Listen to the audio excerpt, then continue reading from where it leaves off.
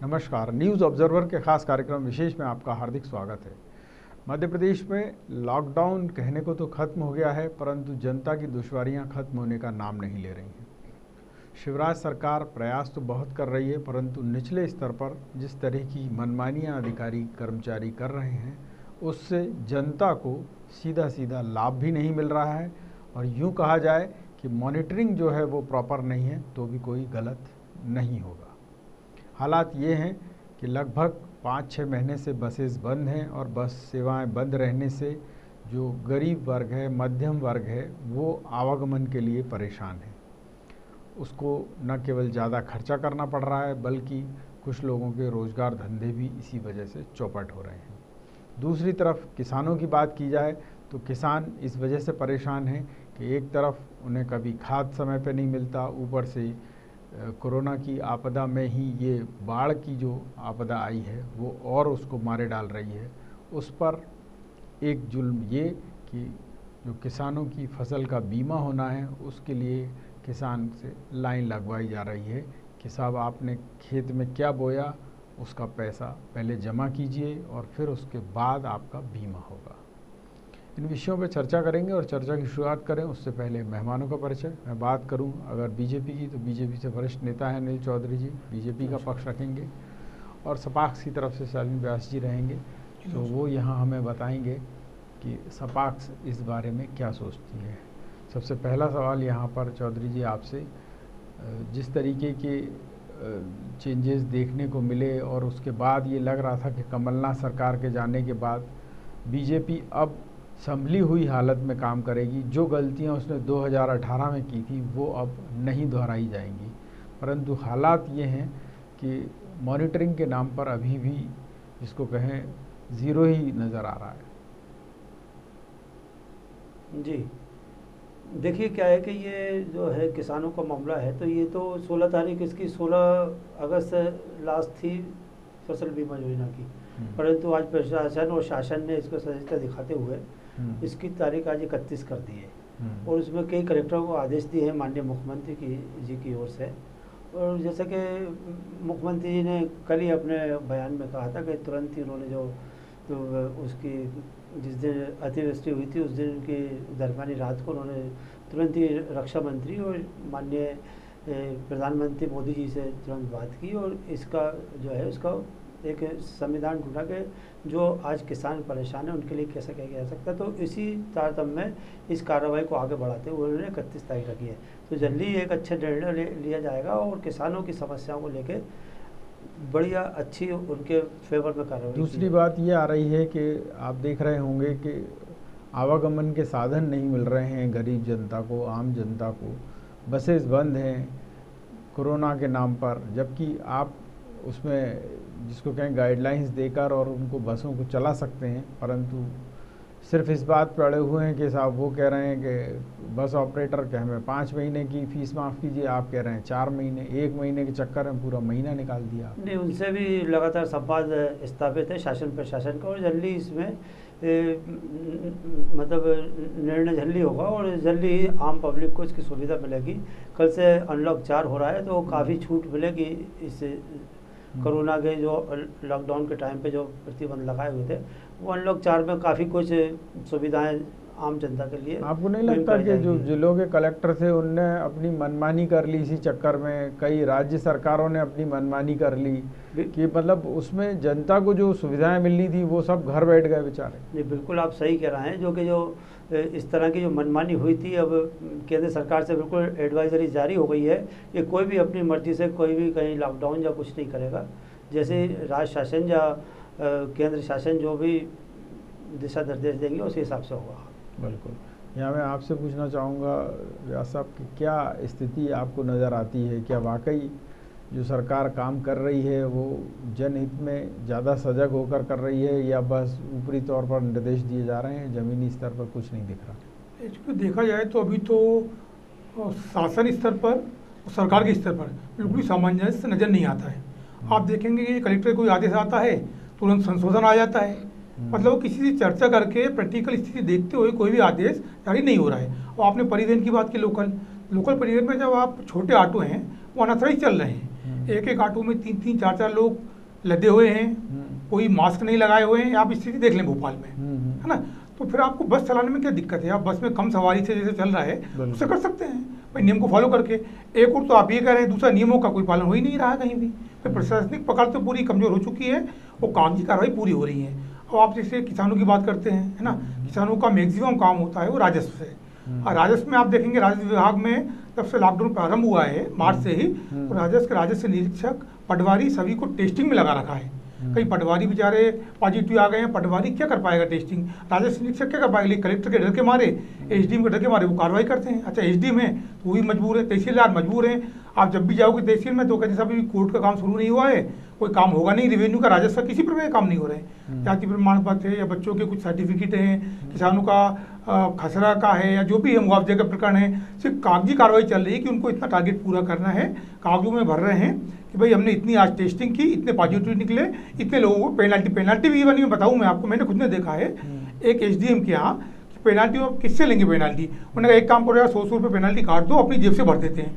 मजबूरी है। तो गवर्नमेंट जो टारगेट दे रही है कागजी टारगेट, इससे कोई प्रैक्टिकल कुछ नहीं हो रहा है, ये सब दिखावे की बातें हैं, वो खाना पूर्ति हो रही है, बिल्कुल जनता को तो भुगतना ही है। और जिस तरह से ये किसानों की समस्या देखने में आई है कि परिवहन तो है ही है, साथ साथ किसान भी परेशान हो रहे हैं कि जब आपको मालूम है कि किसान ने सोयाबीन बोया या धान बोया या अन्य प्रकार की फसलें बोई हैं, तो ये तो पहले ही 2 महीने पहले ही पता होगा सरकार को, और अब उनसे कहा जा रहा है कि साहब आप बीमे के नाम पर आइए और यहाँ पे पैसा जमा करिए, अपना बीमा कराइए।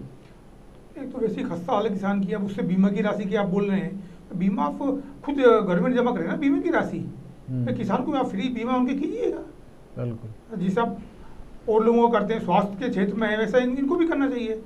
और आप जो फसलें हैं, फसलों का आप जबरन को आयात करवा रहे हैं, बड़े बड़े जो मीडिया जो घर हैं उनको आप, जो बड़े बड़े जो कॉर्पोरेट थे उनको फ़ायदा दे रहे हैं आप, छोटे किसानों को कुछ फ़ायदा ही नहीं है ना, उनको बेचारों को उपज का पैसा मिल पाता है।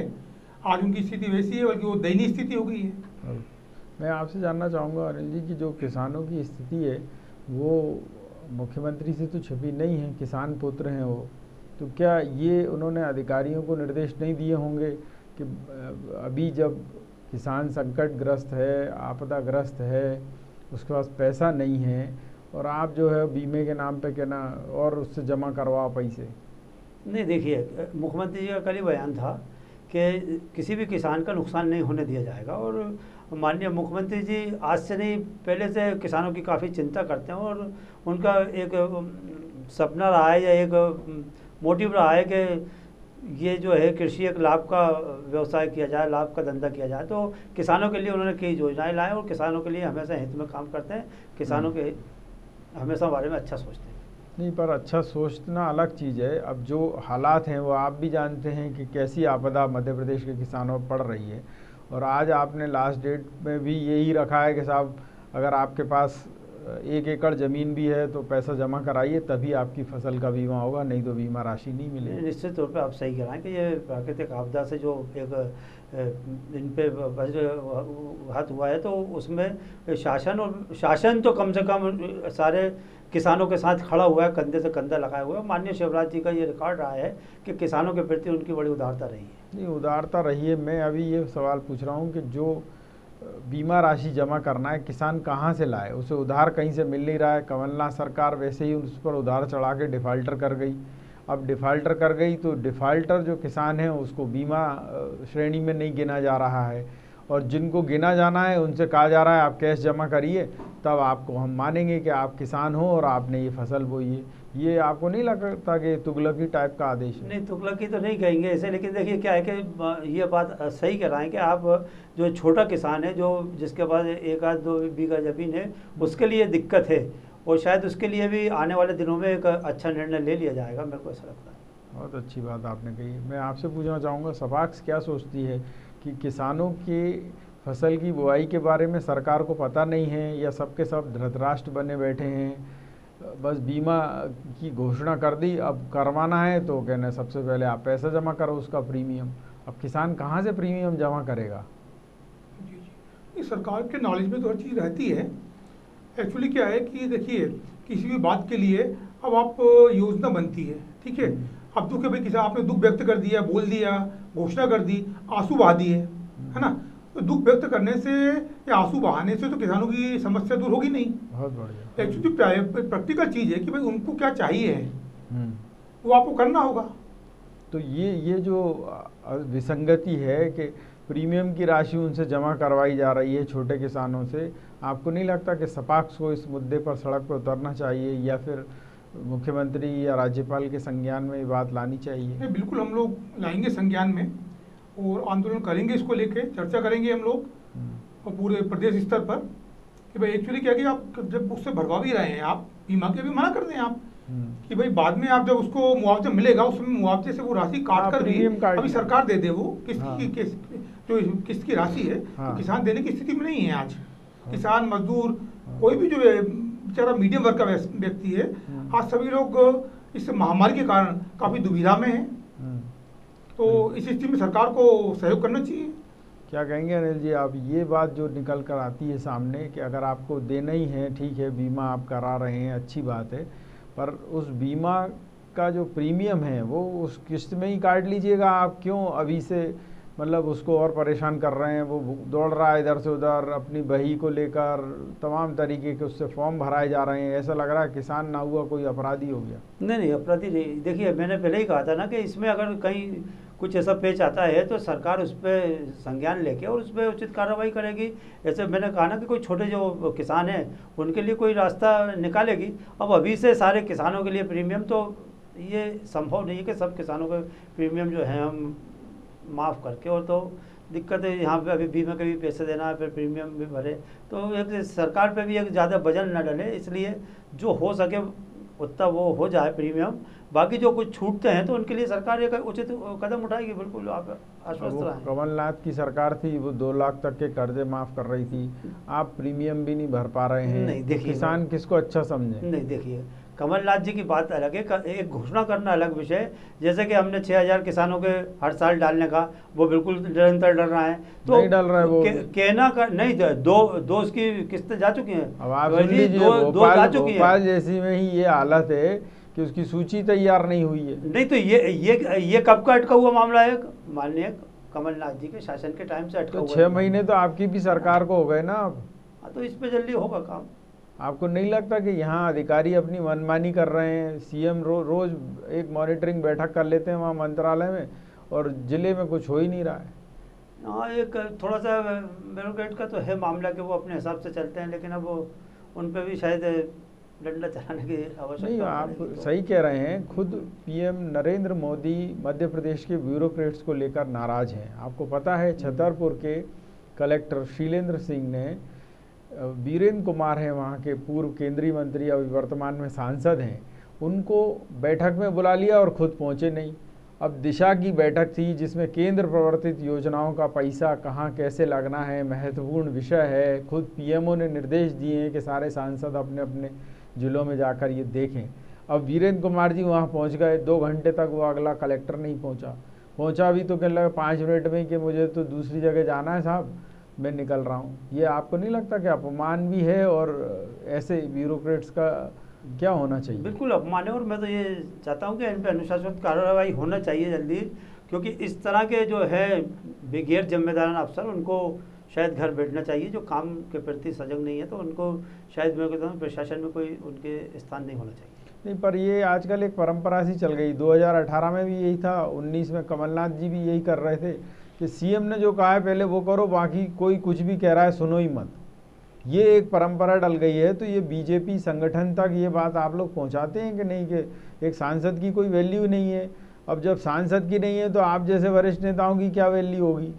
बिल्कुल सही कह रहा है, यहाँ ब्यूरोक्रेट तो हावी है इस सत्ता पे, और इसका जल्दी समाधान होना चाहिए। मैं आपकी इस बात से बिल्कुल सहमत हूँ। बहुत बढ़िया बात आपने कही है, बड़ी बेबाकी से। यहाँ मैं आपसे जानना चाहूँगा कि सपाक्स का क्या रुख है इस पर कि ये जो हायरार्की में एक अराजकता सी आ गई है, इसे दूर करने के लिए कोई राजनीतिक दल पहल नहीं कर रहा?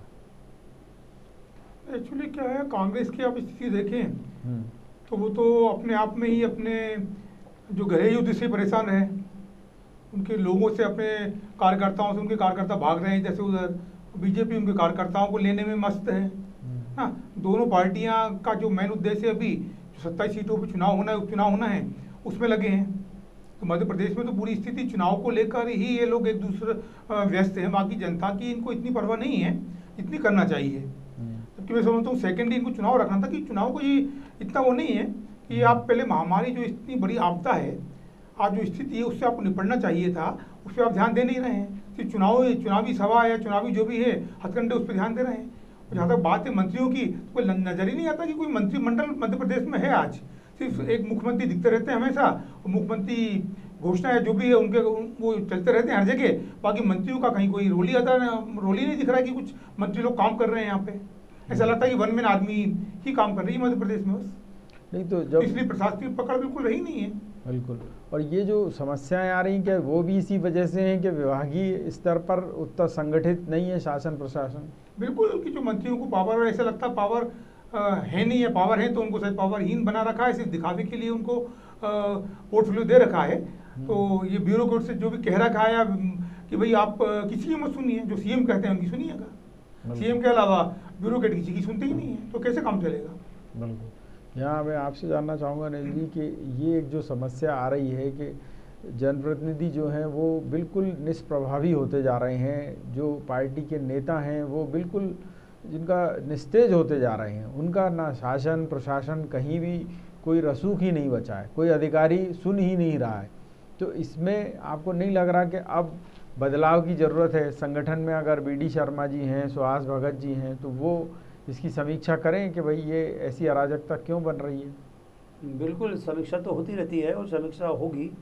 और यहाँ तक यह है कि मंत्री ऐसा नहीं है कि सबको पोर्टफोलियो दिया तो उस हिसाब से काम कर रहा है, परंतु मैंने पहले भी कहा था अपने वक्तों में कि वही आज ब्यूरोक्रेट इतना हावी है कि वो न जाने किस धुन में रहता है। मंत्री संत्री जैसे अभी आपने कहा कि सांसद को वो उसकी गर्मापूर्ण के हिसाब से वो पूर्व केंद्रीय मंत्री हैं भाई, फिर रह चुके हैं पूर्व केंद्रीय मंत्री और वर्तमान में सांसद हैं। बिल्कुल, मैं तो आपके चैनल के माध्यम से ये मुख्यमंत्री और शासन से अनुरोध करूंगा, निवेदन करूंगा कि ऐसे जो बेलगाम अधिकारी हैं उन पर सस्पेंड करना चाहिए, घर बैठाना चाहिए, जो काम नहीं है तो घर बैठना चाहिए।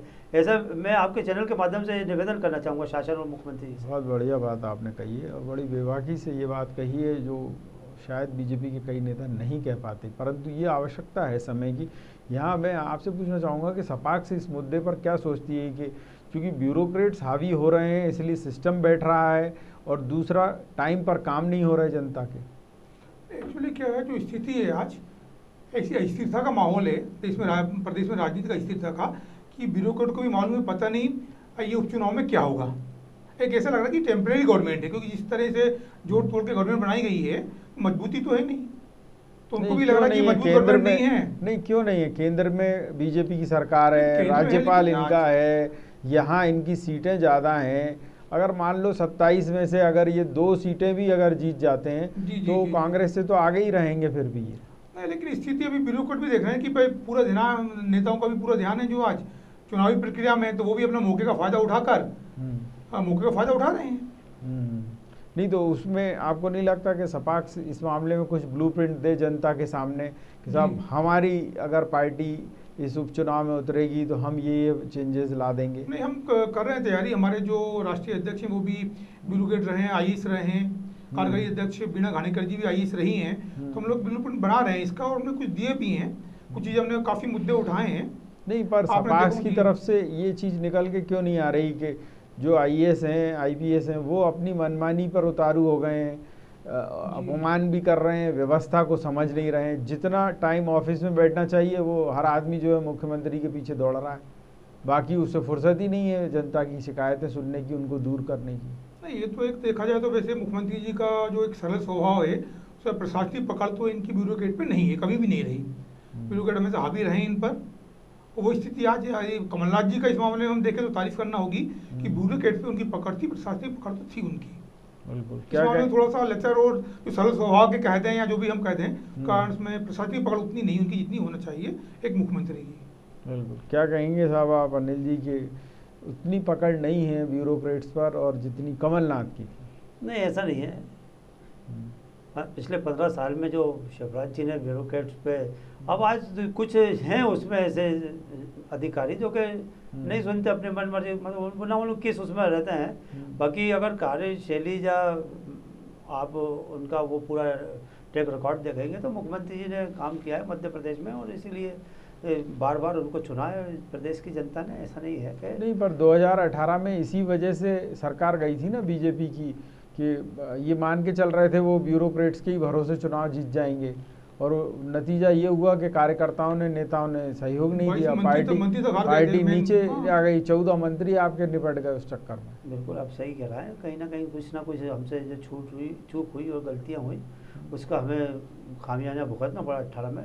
परंतु अब जो है कि जल्दी ये सारी व्यवस्थाएं ठीक की जाएंगी, और जो भी ऐसे अधिकारी हैं उन पर बराबर लगाम कसी जाएगी। बिल्कुल, चूँकि सपाक्स ने 2018 के चुनाव में ये मुद्दा उठाया था शैलेंद्र जी कि एक ऐसा सिस्टम होना चाहिए जिसमें जनता को समय पे सेवाएं मिले, भ्रष्टाचार ना हो, और साथ साथ जो जेन्युइन चीज़ें हैं, अब जिस तरीके से आप देख रहे हैं किसान परेशान है, पर उन्होंने कहा नहीं साहब प्रीमियम जमा करने तो आप आओ, और आओ तो आओ, उसके साथ 10 दस्तावेज लेकर आओ। अब वो दस्तावेज निकलवाने के लिए किसान इधर से उधर घूम रहा है।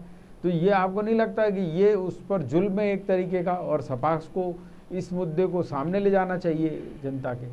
बिल्कुल, हम लोग ला रहे हैं ऐसे मुद्दों को, और हमने प्रधानमंत्री, राष्ट्रपति सभी को इस संबंध में लेटर भी लिखे हैं बहुत से, कि भाई जो इस टाइप की चीज़ें हैं कि सबसे पहले हम तो मानते हैं कि भ्रष्टाचार, सब समस्याओं की जड़ ही भ्रष्टाचार है, और वो खत्म हो नहीं सकता क्योंकि ब्यूरोक्रेट खत्म हो सकता है। यदि भाई ये कि आज इतना अच्छा एडमिनिस्ट्रेशन हो तो ऐसा नहीं कि खत्म नहीं हो सकता। नहीं, कहाँ से होगा जब आईएएस अपनी मनमानी करेगा ना, वो ऑफिस टाइम पर पहुंचता है। भाई आपका तो संगठन कर्मचारी और अधिकारियों की उससे बना है, पर क्या कभी आपने ये पहल की कि एक आईएएस की ये जिम्मेदारी तय की जाए, एक आईपीएस की जिम्मेदारी तय की जाए कि वो कितने बजे ऑफिस आता है, कितने बजे उसका मीटिंग का समय होना चाहिए, कितने बजे जनता से मिलना चाहिए, कुछ है तय? बिल्कुल, हम लोग को मांग करते हैं, हमने ये भी कहा है नहीं, पर नहीं बना पाए। आप भी आपके यहाँ तो चूंकि ब्यूरोक्रेट्स ही हैं जो अध्यक्ष हैं, पर सवाल ये है कि आपने भी तो कोई ब्लूप्रिंट जनता के सामने नहीं दिया ना अभी तक। नहीं, एक्चुअली क्या कि नेता, आपने देखा कि नेता किस टाइप के नेता लोग हमारे पॉलिटिक्स से, इस राजनीति में आ रहे हैं। मेन वो है कि सिस्टम बिगड़ता वहीं से है कि जब गलत लोग आते हैं, है ना। आपने देखा कि जो दबंग टाइप के लोग हैं या जो जिन पे बहुत से क्रिमिनल केस हैं, वो लोग नेतागिरी में आ रहे हैं, तो सिस्टम वहीं से बिगड़ा है। जब ईमानदार लोग, हमारा यही था कि नेता ईमानदार आएंगे तो निश्चित है कि ब्यूरोक्रेट या उनके अंदर जो कर्मचारीगण हैं वो भी ईमानदार होंगे। नहीं, सवाल ये बीजेपी में तो बहुत ज़्यादा कर्मठ लोग हैं, ईमानदार लोग भी हैं, पर सिस्टम उनसे संभल ही नहीं रहा है। क्यों नहीं संभल रहा? अफसर अपनी मनमानी कर रहा है, उसे पता है कि यहाँ से हटा दोगे तो दूसरी जगह भी वो तो आराम से आप काली कार्रवाई अब नहीं कर पाते ना। अब कानून जैसे दूसरे कानून ले आते हैं, अब भ्रष्टाचार के खिलाफ कानून क्यों नहीं लाते? जब आदमी रेड हैंडेड पकड़ा रहा है, आप सोचिए उसकी स्पॉट पे जमानत हो रही है, क्यों हो रही है भाई? अपने आप में प्रूफ हो गया, जो आदमी रेड हैंडेड पैसे ले रहा है, रिश्वत ले रहा है, वो प्रूफ है। इस पर उसको आप नहीं, पर उसमें भी छोटे ही अधिकारी कर्मचारी आ रहे हैं ना, बड़ों पे तो किसी पे कार्रवाई नहीं हो रही। तो उन पे जैसे आज बड़े बड़े जो लगाम लगती है, उस पर आप क्यों नहीं, उससे आप पूरी जांच होती, और उससे आप क्यों नहीं उगल पाता हमारा प्रशासन? सपाक्स ने कभी लिख के दिया ऐसा कि जो 23 बड़े आईएएस आईपीएस जिनके खिलाफ जांचें चल रही हैं उन पे कार्रवाई तत्काल हो? नहीं, बिल्कुल इस बारे में हम लोग कर रहे हैं कार्रवाई, हम लोग लिख रहे हैं, पीएम को भी हमने लिखा है, पीएम को हमने ज्ञापन दिए हैं कि भाई ऐसे लोगों को सख्त से सख्त कार्रवाई हो। वो कार्रवाई सिस्टम के खिलाफ करना, व्यक्तिगत तो ना होगी, एक व्यक्ति को यदि हमने कुछ नहीं। अब ये छतरपुर का मामला आया कि सांसद वहाँ मीटिंग के लिए आपने बुला लिया, एक दिन पहले से तय था कि फला दिनांक को ये मीटिंग होगी, सांसद दिल्ली से चल के भोपाल आ गया, उसने बाकायदा टीकमगढ़ पहुंचकर, छतरपुर पहुंचकर व्यवस्थाओं का जायजा लिया, फिर उसके बाद छतरपुर में बैठक के लिए तैयार आ गया। पर सवाल ये है कि आप उसको ऐसे ही समझ रहे हैं कि अरे आ गए, ठीक है ले लेंगे बैठक, क्या करना है? नहीं, ये बहुत गलत है। ऐसे ब्यूरोक्रेट, ऐसे अधिकारी पे तो तुरंत तो कड़ी कार्रवाई होनी चाहिए थी। तो आप छोटे से जब अनुपस्थित रहता है, जो व्यक्ति आपने देखा कांग्रेस शासनकाल में यहाँ होशंगाबाद में था, तब आपने देखा रेत के मामले में अगले का नाम आया, अब छतरपुर पहुंच गया। तो ये बीजेपी और कांग्रेस की क्या नूरा कुश्ती चल रही है कि इसी टाइप के गठजोड़ तो देखिए, तो निश्चित है कि गठजोड़ तो रहती है आपस में इन लोगों में, है ना। तो बड़े नेता एक दूसरे के व्यवसाय में सहयोग करते हैं, एक दूसरे जो काम धंधे चल रहे हैं बड़े बड़े, इनमें सब में एक दूसरे के सहयोगी हैं ये लोग। वही रीजन है कि भाई गलत लोगों का राजनीति में आने से ही पूरा हमारा ये कि भाई ईमानदार लोग आए, सच्चे लोग आए, पढ़े लिखे लोग आए राजनीति में, तो ये प्रदेश सुधर सकता है। अनिल जी, मैं आपसे जानना चाहूँगा कि ये व्यवस्था आप देख रहे हैं कि वही के वही ताश के 52 पत्तों की तरह फेंट के कहीं इधर कहीं उधर। भाई आपके पास और अधिकारी भी हैं, उनको आप लाइए फील्ड में कि जो ईमानदारी से अच्छा काम कर सकें। ज़रूरत है कि जो कांग्रेस के समय पे रेत घोटाले में आरोपी थे या जिस तरीके के आरोप लगे उन पर, उन्हीं को आपने फिर कलेक्टर बना दिया, तो वो आपके सांसद की अवहेलना कर रहे हैं। बिल्कुल सही कहा आपने कि ऐसे अधिकारियों को जो है बिल्कुल आज वो समय आ गया कि उनको घर बैठना चाहिए। और रहा ये कि अब ब्यूरोक्रेट्स का देखिए, एक व्यवस्था है कि ब्यूरोक्रेट्स के माध्यम से सारे काम होते हैं। तो अब नहीं, तो भाजपा तो ऐसी नहीं थी ना शुरू नहीं, से। आपका कहना बिल्कुल सही है, परंतु क्या है कि ब्यूरोक्रेट्स अब अपनी मस्ती में उनको क्या है कि जो हम करेंगे वो ही सही है। कहीं कोई प्लानिंग करते हैं तो वो उनको साथ ही बैठ के करना पड़ती है। तो ब्यूरोक्रेट का क्या है कि बिल्कुल आपका सही कहना है कि ये व्यवस्था तो सुधारना पड़ेगी, जो पिछले 70-75 साल से चला आ रहा था। इस व्यवस्था को सुधारना बहुत ज़रूरी है, नहीं तो ये इसी तरह का और हालत बिगड़ेंगे। मैं नहीं समझता कि सुधरेगी जब तक ब्यूरोक्रेट पे नकेल नहीं कसी जाएगी, तो ये हालत और बद से बदतर होंगे। तो आज ये वो समय आ गया है कि ब्यूरोक्रेट्स पे आपको लगाम कसना ही पड़ेगी। बिल्कुल। या मैं आपसे पूछना चाहूँगा कि अब जिस तरीके की परिवहन की समस्या आ रही है सामने, और लोग जो है परेशान हो रहे हैं, पैसा है नहीं लोगों के पास और महंगे परिवहन के साधन वो उपयोग कर नहीं सकते हैं। आप देख रहे हो कई जगह से खबरें आ रही हैं, किसी को परीक्षा देने जाना है, किसी को व्यवसाय के लिए जाना है, तो वो बेचारा कोई साइकिल से चला जा रहा है, कोई पैदल चला जा रहा है। तो ये तो दिख रही होंगी आपको भी चीज़ें, सपाक्स को नहीं दिख रही क्या? बिल्कुल दिख रही है। तो इस पे क्या आपने एक्शन लिया, किसको क्या ज्ञापन दिया और क्या कार्रवाई हुई उस पर? इस पर हम लोग करते हैं, क्योंकि भाई अभी स्थिति ये चल रही थी कि डेली आप देखें देश में 70-80 हज़ार पर डे केस आ रहे हैं कोविड के। तो ऐसी स्थिति में भाई ये भी कि लोगों की जान बचाना सबसे महत्वपूर्ण है कि लोग सुरक्षित रहें। नहीं तो ये तो केंद्र ने तय कर दिया ना कि भाई अब एक लिमिट तक ही चीज़ों को आप रख सकते हैं बंद, एक लिमिट के बाद तो नहीं रख सकते। तो जब नहीं रख सकते तो अब ये आता है कि लोगों की रोजी रोटी तो चले। अब जो बसेज नहीं चल रही होंगी, आपको नहीं लगता कि उससे कितना नुकसान हो रहा है? डीजल पेट्रोल से वैट के जरिए मध्य प्रदेश सरकार को कर मिलते हैं, वो नहीं मिल रहे होंगे, और साथ साथ जो गरीब हैं उनको परिवहन के सस्ते साधन नहीं मिल रहे होंगे, जो रोजगार से जुड़े हैं लोग वो भी सब चुपचाप बैठे हुए हैं। तो ये सब के सब चादर तान के सो रहे हैं क्या? इस संबंध में हम ज्ञापन दे चुके हैं कि जो बस वगैरह आप ट्रांसपोर्ट, लोकल ट्रांसपोर्ट चलाएं, आप नियमों के साथ चलाएं। आप कंपलसरी कर दें कि इतनी सीट रहेंगी, हर आदमी को मास्क लगाना आवश्यक है, सैनिटाइज का रख दें व्यवस्था की, जो भी चढ़ेगा तो कंडक्टर क्लीनर जो होता है वो सैनिटाइज कराए हाथ को। पर ये व्यवस्था करके चला सकती है गवर्नमेंट। अब ये इच्छा शक्ति नहीं है, इच्छा शक्ति नहीं है और चाहते नहीं। अभी क्यों नहीं चाहते समझ में नहीं आ रहा कि भाई क्या रीज़न है इसका। बिल्कुल। यहाँ अनिल जी ये जो समस्या निकल के आ रही है कि अधिकारियों ने सोच लिया है कि जैसा चल रहा है चलने दो, उनको तो तनख्वाह मिल रही है, किसी IAS IPS की तनख्वाह कटती नहीं, किसी अधिकारी की तो तनख्वाह कटती नहीं है। अब सवाल ये है कि जो इस रोजगार से जुड़े हुए हैं उनके पास तो जीवन मरण का प्रश्न हो रहा है। तो क्या भारतीय जनता पार्टी को ये नहीं दिख रहा क्या? नहीं, इसमें दिख रहा है। और पिछले कुछ दिनों में ये बात हुई भी थी कि भाई ये जो पब्लिक ट्रांसपोर्ट है इसको चालू किया जाए, परंतु कुछ जो इनके जो संचालक हैं उनके बीच और नहीं, वो ये कह रहे हैं ना कि जब 5 महीने आपकी बसें बंद रही हैं तो वो उस अवधि का फीस क्यों देंगे? नहीं, वो माफ करना चाहिए भाई, क्यों देंगे? ये आपको नहीं लगता कि ये जेन्युइन नहीं है कि जिस व्यक्ति की बस ही नहीं चली है आप कहो नहीं साहब पुराना जमा करो? ये तो तुगलकी आदेश ही हुआ ना। और इसमें मनमानी किसकी चल रही है?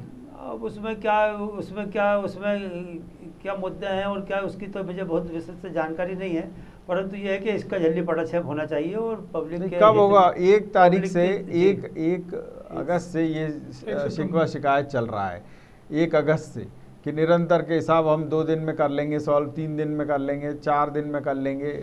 जब अनलॉक 3 हुआ तो ये माना जा रहा था कि अगस्त 2nd वीक से ये सारी चीज़ें सामान्य हो जाएंगी, पर नहीं हो पा रही। 3-4 सप्ताह बीत गए, अभी तक स्थिति जस की तस है। तो ये कहीं ना कहीं घोटाला तो है ना बहुत बड़ा। बरोबर, आप सही कह रहे हैं कि ये अनलॉक 3 में ये कह दिया गया था कि पब्लिक ट्रांसपोर्टेशन अपने हिसाब से जो सोशल डिस्टेंसिंग के हिसाब से चलाएं, परंतु वही है कि संचालक और जो प्रशासन के लोग जो बैठे थे तो इसमें कहीं समन्वय नहीं बन पाया, तो उससे ये डिले हो रहा है। और मुझे शायद उम्मीद है कि कल से ये सुचारू रूप से चलने लगेगा। चलिए, मेरे पास चर्चा का इतना ही समय था और दोनों जो समस्या हैं, चाहे किसानों की हो चाहे आम जनता के परिवहन की हो, इन दोनों समस्याओं का जो मूल बिंदु है, यानी जो जड़ है, वो सरकार में बैठे लोग ही हैं। वो ये तय ही नहीं कर पा रहे हैं कि उन्हें किस स्तर से कैसे काम करना है। ऐसे में किसान भी परेशान हैं, आम जनता भी परेशान है, और सब के सब भाषण दिए चले जा रहे हैं। ये नहीं देख रहे हैं कि जनता अगर परेशान है तो उसका हल क्या है। न्यूज़ ऑब्जर्वर के खास कार्यक्रम विशेष में इतने ही, लेकिन यहाँ बेबाक खबरें निरंतर जारी रहेंगी। आप देखते रहिए न्यूज़ ऑब्जर्वर। न्यूज़ ऑब्जर्वर यानी सिर्फ खबर।